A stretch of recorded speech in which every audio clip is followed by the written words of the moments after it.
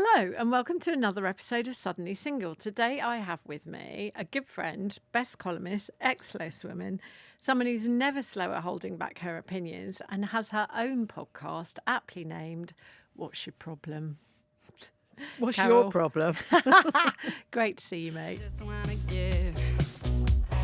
Just wanna get out of here. Before we jump into the next episode of Suddenly Single, just like to ask you to click the subscribe button and leave us your comments about what you think so you don't miss another episode. Now, back to the show. Firstly, can we address the cover of a rival magazine that says you're heading back to Loose Women to save it? It's a bit hard at the moment because it's not even on the telly. No, it's not, is it? Where is it? Well, it's been off since March the 6th. In fact, by the time we air, it might be back on the telly. It's due back in April. But it's been cut back to 30 weeks a year. Oh, and they've already gone off. Yeah. All right. I thought they were just off. Anyway, I don't really care. Officially, can you just answer it? Yeah, no, I'm definitely not going back. I'm not thinking about it. I'm not hoping to go back. I'm not been asked to go back. So where that cover came from, I've got no idea, because the actual cover says something like Carol returned to Loose Women. Could she save the show? Well, that's got to be flattering, right? So some intelligent journalists thought, what's wrong with this? It's quite Maybe flattering. we need our Carol back. Yeah, no, it is. It's nice that anyone would even think that someone could save that show. And the fact that they think that it could be me, I don't think so. I don't think even I could. But I do, I do think it needs something else. I don't know what it is. Maybe it just needs to be... No, I'm not going to say that. Go on. No. We can always axe. No, I know. I do think it's kind of had its day. But anyway, apparently it's still got an audience. Do you think women gossiping has ever really had its day? That's all it is, really. Yeah, well then I don't think it is just gossiping though. It's not really, not anymore. It's something different to what it was when I was doing it. It was a massive laugh when we were doing it. It was it was serious in parts of it, but most of the time it was about four women who genuinely liked each other, genuinely got on, and just basically they weren't holding anything back. They could say what they wanted. There's this effort not to offend anybody, and it's ridiculous. It doesn't make for good entertainment. And you don't mind offending people. No, it's not Particularly about me. it's not about being offensive. Like what I say isn't offensive. If people choose to get offended by something, that's their problem. What is that Ricky Gervais saying? That's what he said. Yeah, it is, isn't it? Yeah. What gives you the right to be... It's my opinion. So what gives you the right to be offended by my opinion? Yeah, I'm entitled to my opinion. They can be offended if they want, Yeah. but the fact that they want constantly to saying it. stifle his opinion because it offends them, I mean, and it's a bit of a epidemic within TV and entertainment now. Everybody's sort of tiptoeing around and walking on eggshells, and you can't say this and you can't say that. And one person needs to complain, and careers have been ruined by one complaint from, well, not one, but people keep getting sacked, people keep getting cancelled, and it's too difficult to work in television anymore. So I don't want to go back for that reason, and not just to that show. I just got no interest in being on mainstream TV. Not that anyone would employ me anymore, but because I know they wouldn't. Remind us who the first four were. When it first started, it was Kate and Nadia and Jane Moore and Karen Brady, I think, was on the first show. And that was, they did one series before it kind of disappeared. And then it came back, but as a new show called Live Talk with a lot of other new women, including me. Okay. So it did 2 years in the kind of form that it's in now. And then it all changed. And then going into the 2000s, like from 2001 to 2009, 10 especially, it really peaked. And that's because the women were a bit wild. Yeah. we would go out and get drunk. Who does that now? No, none of them. Sometimes you do see. Sometimes they're like, people in this the room, loose maybe. women are out, ooh. And they're not. It's not the same. It's like we used to be quite riotous at awards and things like that, like flashing our asses and putting pencils between their boobs and falling over and falling into taxis, and that doesn't happen anymore. Well, I don't know. Lizzie Cundy has just been on holiday with Ruth Slangsford in the south of France. Yeah, I know. And they didn't even call me. No, I know. Drinking their way around the bars. Yeah. No, I know. They looked very at home there, didn't they? They did. There were obvious tensions between you and your bosses over the contract. You spoke about it in Best. Yeah. You didn't want to sign it. But what about you and the other panellists? No, not really. Obviously, I didn't get on with some panellists as well as I did others, and I'm much closer to the panellists that I've known for the longest, obviously. But no, there was no conflict and there was no problem. A lot of them at the time, especially when the COVID thing started, they didn't like my views and they didn't like what I was saying. And they particularly didn't like that I refused to get the vaccine, and then I was having to work with them. And ITV didn't like that either. So I know that a lot of people weren't very happy with me at that time because they were scared of whatever it was, and I wasn't, I suppose. I don't know. But when I left this time, no one. I wasn't in conflict with anybody there. I wouldn't say I didn't like some of them. Well, yeah. There were just some people that were quite, I don't know, very different to me, and I just didn't really have anything in common with them. So it's not like, I would be out on a night out or go out and have lunch with them or anything. I'll tell you one person he'd been very nice about. You said it was disgusting that the BBC called Kaye Adams a bully. Yeah. While you did acknowledge that she can be annoying. Yeah, of course she can. I can. You can. Everyone can. Well, that's what I was going to say. I'm sure you've called me annoying on more than one occasion. Yeah, for sure. No, Kaye didn't deserve what she got from the BBC. I mean, they've officially sacked her now, I think. I just can't see her as a bully. She is quite forceful sometimes, and she's very sort of, what's the word? She's adamant that her opinion is usually right. But, I think mine is. I'm pretty sure mine is. So it's not. Well, if that's all all think it our is. opinions Well, right, we do, don't yeah. we? But it's our opinion. It doesn't. There's no right or wrong, is there? When it comes to opinion, you can. You should be able to think what you like about Back anything. to Ricky Gervais. Well, exactly. But Kaye, a bully? No, I can't actually see it. You've got one person saying this, and the person who's being accused, just what defence do they have? They don't have any obvious defence against someone. So it's like, who do you believe? And they have an inquiry. They might have. Well, it's not really believing, is it? It's legislating for somebody's feelings. Yes. And how do you? Very well put. That's what it is. Yeah. You're legislating over how you have made or allegedly made somebody feel. And that's a very difficult thing, because how you might react to what I say to you would be completely different to somebody else. Well, exactly. It is right. It's and it's doing more than that. It's creating.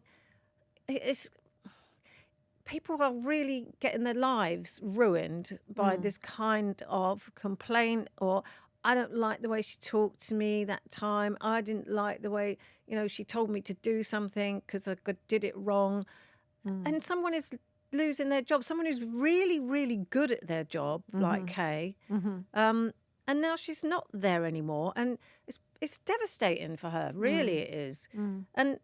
But what can you do? You don't have to worry about that too much, because you're not spending that much time in London anymore, are you? You are spending a lot of time in Vence. I am. In the south of France. Yep. So what has the south of France got? I can't even say this with a straight face, that London hasn't. What is it that makes you live in the south of France? Well, you see, you don't even have to ask that question, do you? You've Well, been it's there. weather. You know what it's like. Yeah. You've been very kind. I have been down there. But it's the weather, right? The major thing, I would say. It is the weather, yeah. And it's not... It gets very, very hot in the summer. Most of the time, it's sunny. That's the main thing. And the sun is really good Changes for your mood. the way you feel. It really is. But it's not just that. It's just that when I come back to London, I feel like, you know, this is my country, and I suddenly start caring about what's going on. And you walk around London and you see just rubbish everywhere, and the graffiti, and it's just a mess. Even just getting on a train is unpleasant because it's dirty. It's like people have had their feet on the seats. And people in where I live in France, you get on a train and no one would dream of doing that. It's little things like that. And when I go back to France, I don't have to care what's going on here because I live there. I look out my window every morning and the sun's shining, and then I can go round the bakery, the boulangerie, and get a fresh loaf of bread or baguette that's got no additives in it. That bread lasts a day, and the next day it's stale. You buy a packet of bread in a supermarket here, it'll be there for 7 months. Mine's about 7 days old at the moment. Well, exactly, because it's got so much crap in it. It's absolutely true. Things like that. And the markets, you know, people buy fresh food. People actively support local business. They go to the market every day, buy fresh food. No, you don't see people going around a giant supermarket with 3 trolleys full of crisps. It just doesn't happen. That's what you see here. So, okay, you live there with Mark, who's your husband. Now, I read something about Mark earlier this year that I actually didn't know. Is this true? He loathed your facelift. No. Oh, see... It's one of your lot again, isn't it? I remember you are a journalist, aren't you? No, he... Did he brand it really horrible? The aftermath, yes. Okay. Not the result, no. But you know what it's like. You've had one. Yeah, I have. You've I had don't two. know about it. No, I've had one. I still need to have my second one. You were going to get... Yeah. I'm seriously thinking about a second one. No, he didn't like... He didn't like how I looked because it was gruesome. It was gruesome. You know, when you take the bandages just off. for a week or so. No, but that's what he was talking about. He was particularly talking about, you know, when I was just out of it, and, you know, the first 2 weeks, and you're bruised, and, you know, you can see where they'd cut your ears off and sewn them back on and things like that. Cut your ears off. She's exaggerating. I'm not. I'm really not. But just say no, folks. It really is. It's frightening. It's frightening for him because, you know, he's not good with illness or horror or anything like that. So I just thought, no, it'll get better. And I wasn't worried about it. It wasn't painful. It just looked horrible. Okay, I know this bit's true because you've said it to me when we've been out having the very small glass that we ever share. Only ever one. Only ever one. And you said that you didn't think it had lasted very long. But I put it to you, Miss McGiffin, that you do spend an awful lot of time in the sun, and we are both partial to a glass. Do you think that might have anything to do with why it didn't last as long as other people's may? No, I don't think that's got anything to do with it. It's just that I'm not down having Botox every 5 seconds, am I? I don't have that. All I've had is that facelift. That is it. And that was in 2018. So it is coming to the end of its life. And I do need another one. But I think, there you go. I'm not having another one. I'm not going there again. Okay. I couldn't do it to Mark, honestly. He was horrified. Well, you can come and hide out in mine for 2 weeks if you like. Well, he was brave in that he had to take my dresses off by it. and take my stitches out and, you know, like put this pinny thing on while he... And I don't know how he did it because he's so... what's the word when you don't like... Squeamish. Squeamish. Yeah. Yeah. Okay. So, no, I wouldn't do that anyway. I can't afford it anymore. It was expensive. Do you wear SPF? Yeah, well, it's in the moisturiser, isn't it? It's just in any moisturiser you use. But I'm not that bothered. Look, this is what happens when you get old. You can't always look like you did when you were 40. You just can't. I know a lot of people think they can and are not happy unless they think they do. Try. Yeah. But, the amount of money people must spend on treatments and, micro whatever it is and all that. I mean, it's so expensive. I mean, it probably is a little bit obscene given the world current climate at the moment to talk about facelifts, etc. But my attitude is if it makes you feel better and you've got the money, go for it. If you're happy to have your hair grey and... But when you suddenly don't look like you anymore, all I'm saying is, no, I don't like my face really very much. Why? Well, because, when I'm laughing, it's fine. But when I'm not, when I'm in a mood, it's horrible. Time. Right, now I am going on holiday to Japan next week. I'm well, Joe. Well, you've just got back from Thailand, 6 weeks, if I recall correctly. Yeah. Are you still rocking a bikini? I do still wear a bikini, yeah. Do you? Yeah. It's very brave. Why? I don't know. I haven't worn one since I was about 32. Why not? I don't know. You married there in Thailand, didn't you? Yeah. In Bangkok. In 2018. Can you tell us about the wedding?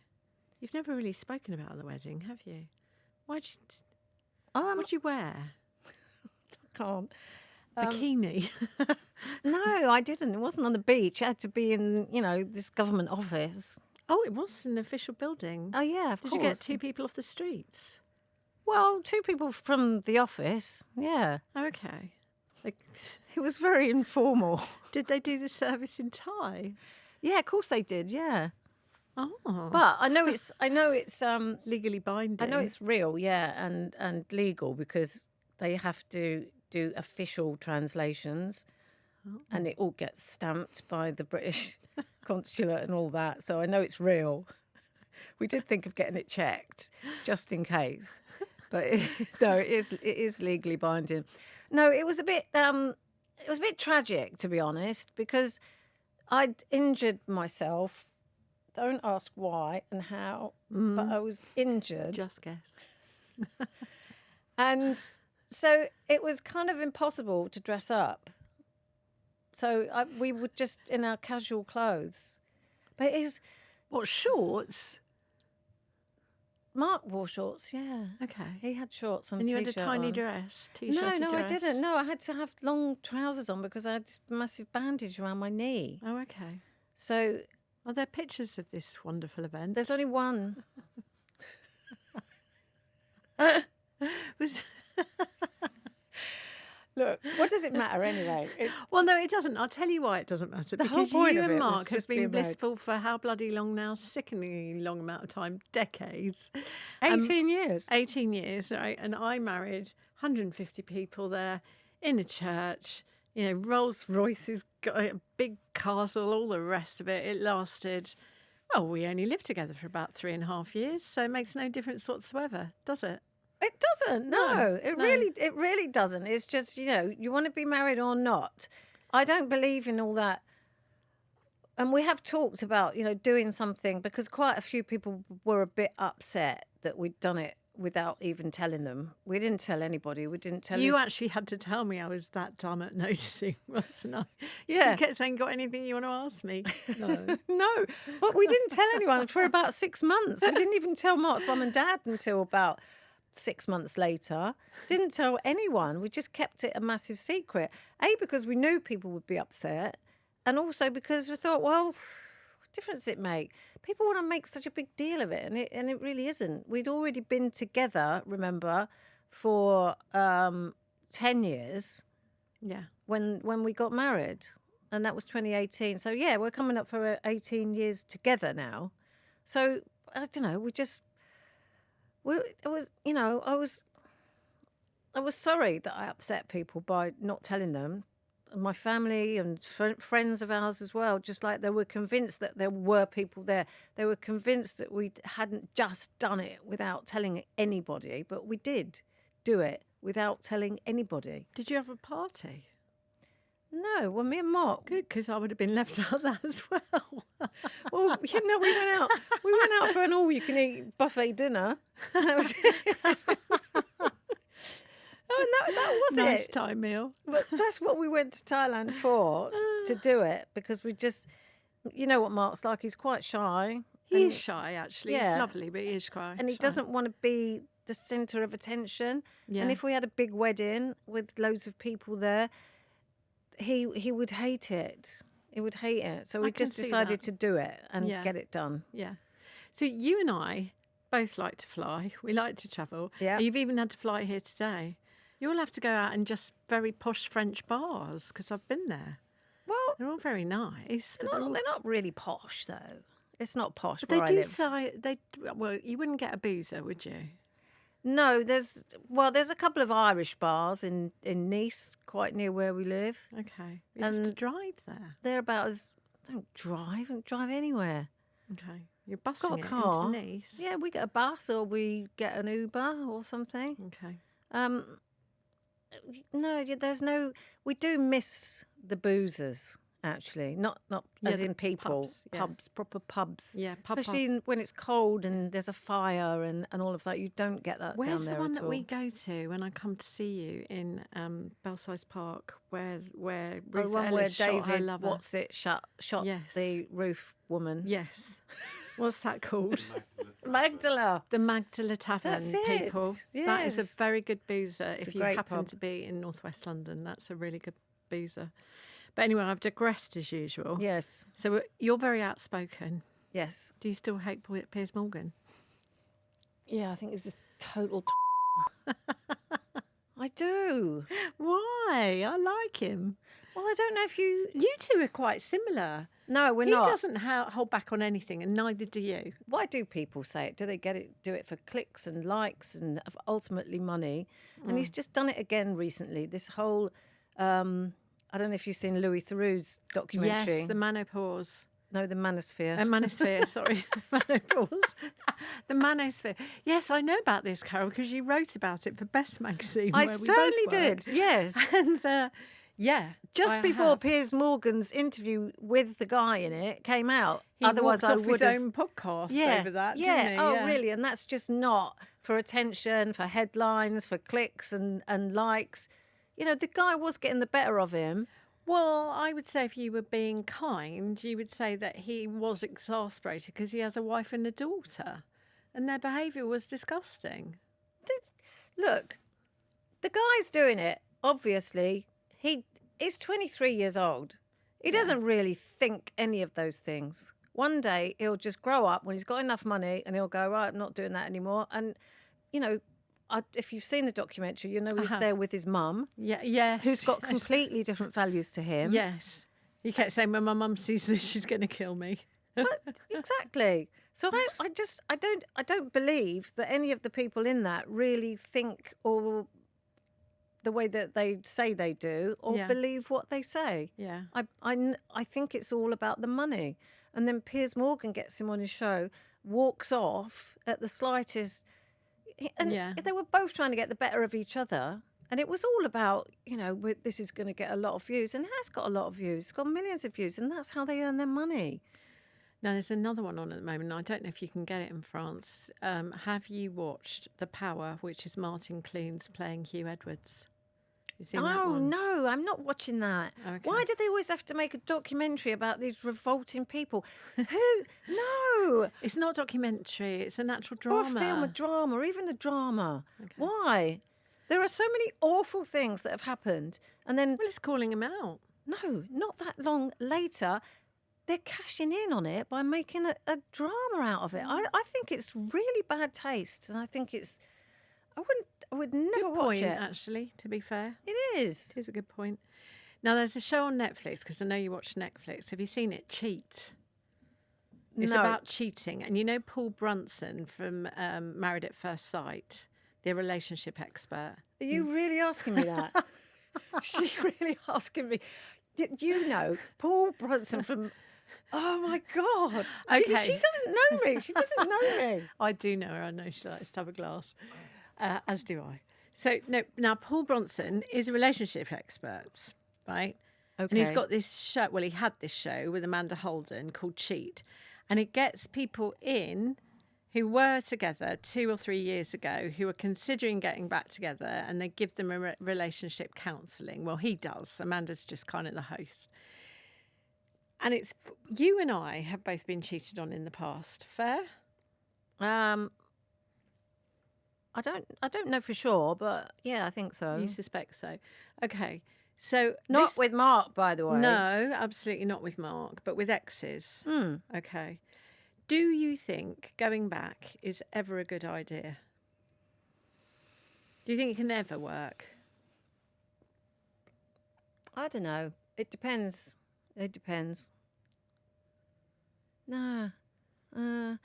I don't know, because I've got so little experience of this, and obviously I haven't watched this programme with all these really famous people in, like the bloke from Married at First Sight. Sorry, Paul. I don't know. I think you can, because people make mistakes. People do stupid things, and you don't know how you would behave, and you don't know what you would do. I mean, if you're one of those people that says, and I used to be the sort of person that says, look, if someone cheated on me, that's it. Mm-hmm. Never would I even speak to them again. I don't really think that anymore, because I do think that people can slip up and do things that they regret.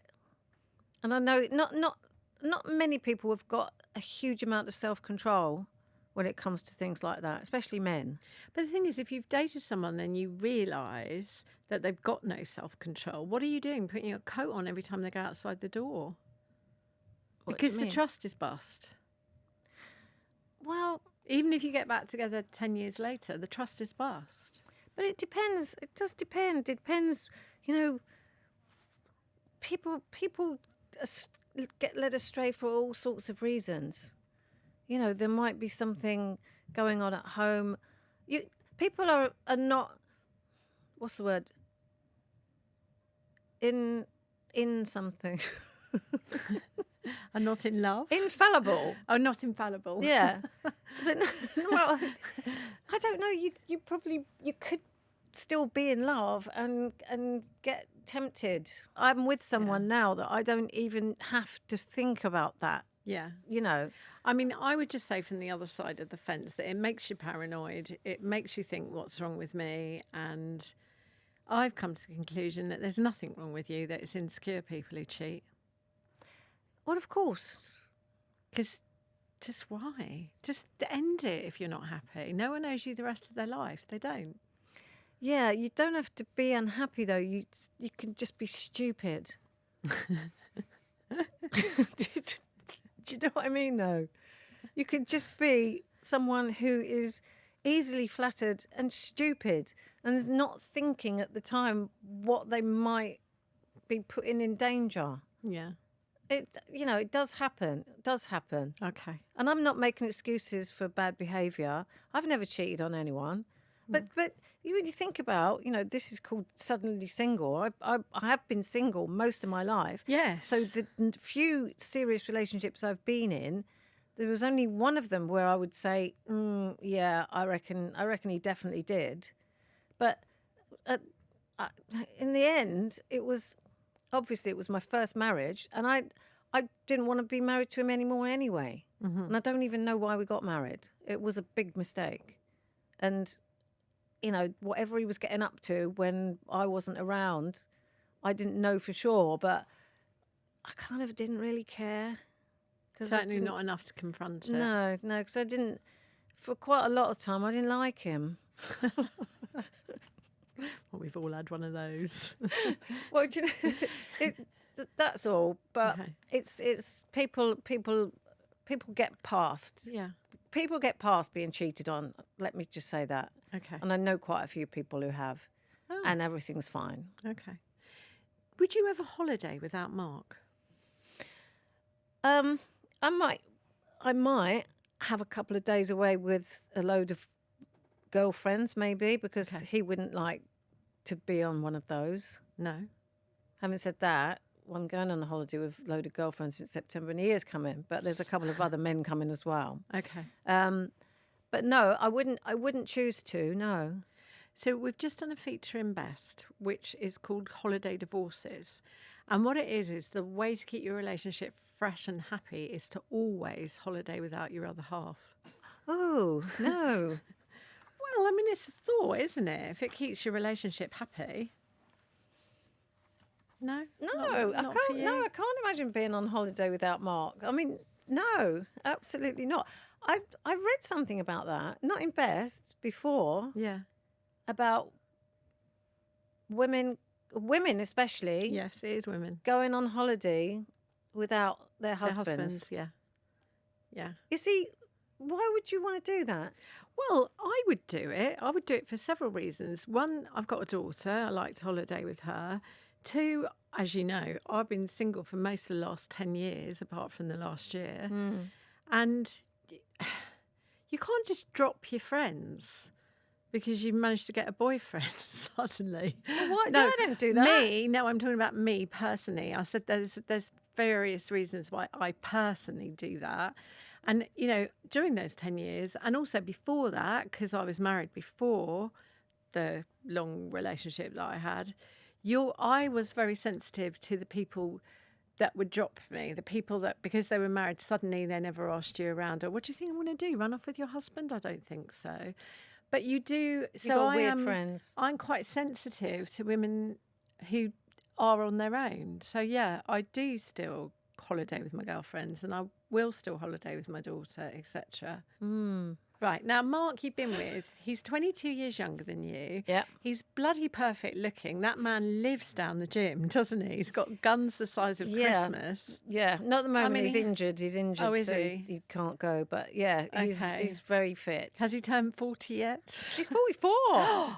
Hashtag rude. I know, he's getting old. I know. You'll have to swap him in. It's old for me. Joking.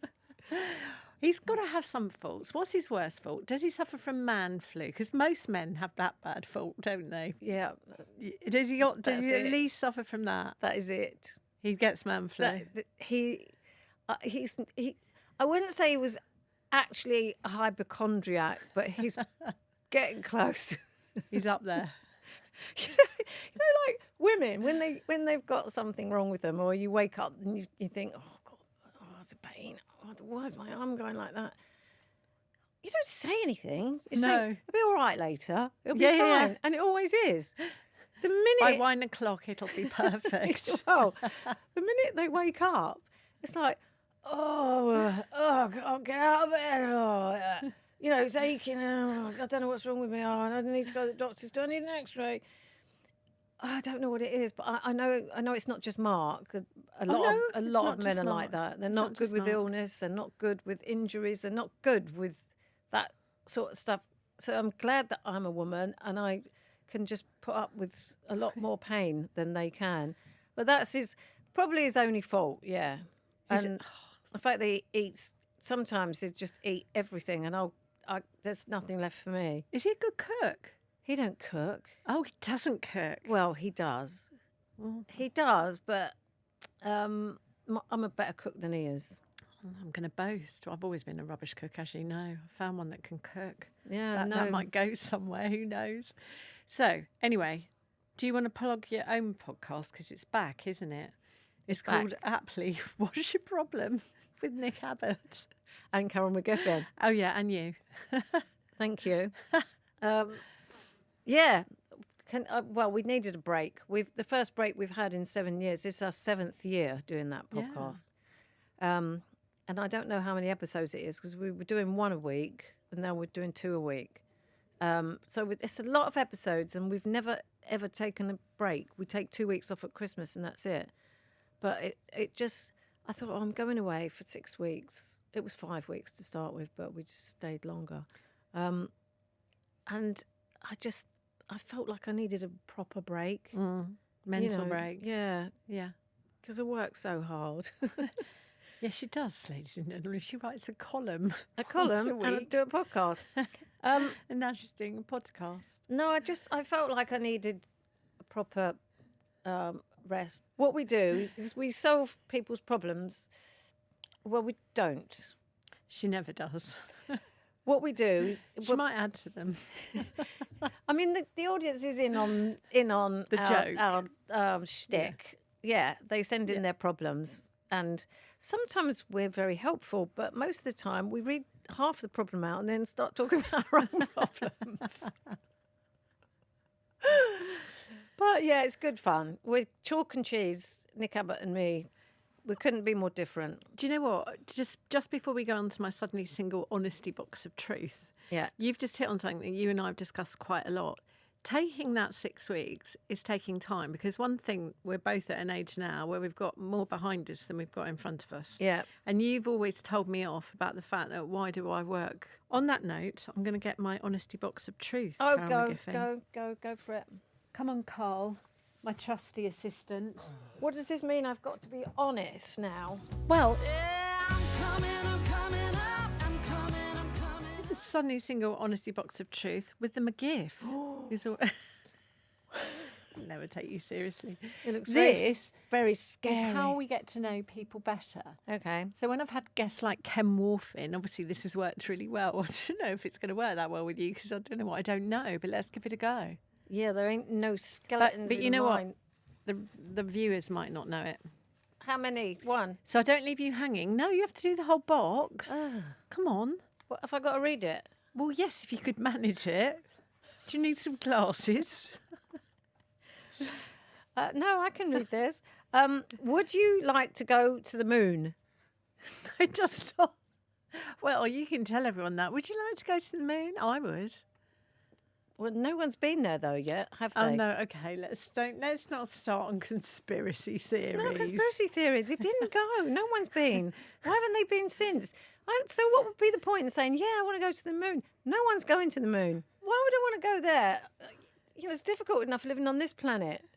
And you're going to go to a planet, apparently, where there's... It's not a planet, though, is it? It's a bloody moon.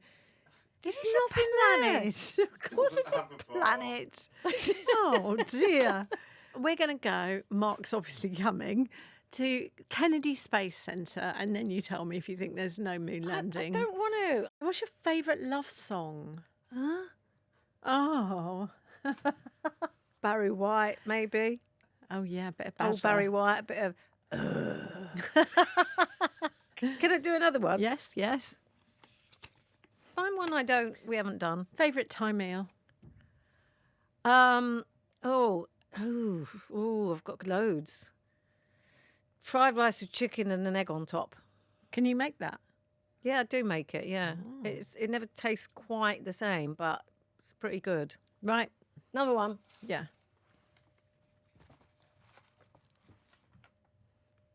Do you believe in love at first sight? That's interesting. I believe in the one. Oh. I don't know about love at first sight. I believe that you can look at someone and feel like you have some kind of connection. Yeah.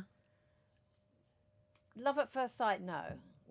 I don't think you can fall in love with someone just looking at them the first time. But I can. I don't know. Do you ever get that thing where you see someone, you think, I know them? Yes. And you don't. Yes.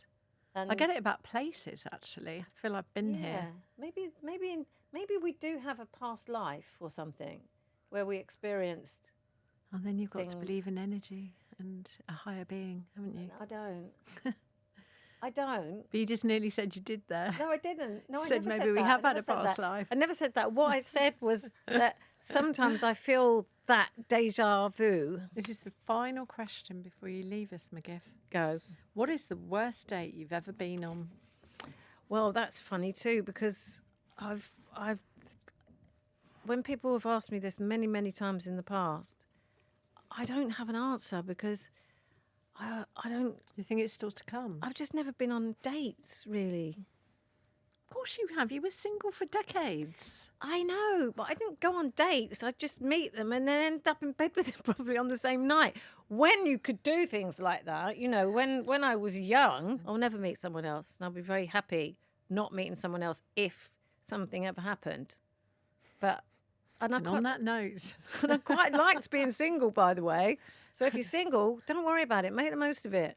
Thank you, Carol McGiffin. Thank you for coming in to Suddenly Single. It's a joy to see you. And you, yeah. I'm coming up.